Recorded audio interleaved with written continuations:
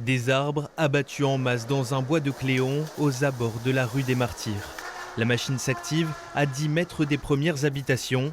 Les enfants de Karim Jaafar construisaient une cabane au milieu des arbres avant qu'ils ne soient décimés.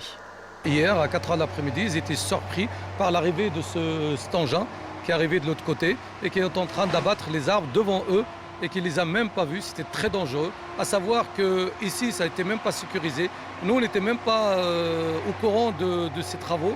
Il n'y avait même pas un arrêté par la mairie.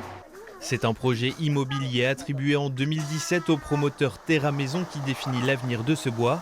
Un compromis de vente a été signé avec la municipalité de Cléon. 30 maisons devraient sortir de terre.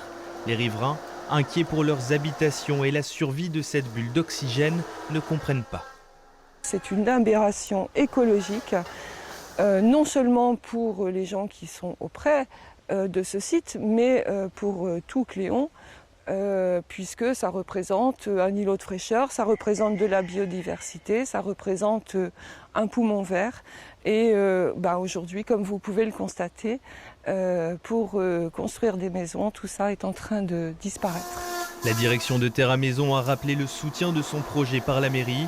Dans un communiqué, la municipalité campe elle aussi sur ses positions, insiste sur l'illégalité de l'action des riverains et souligne le caractère environnemental de son projet.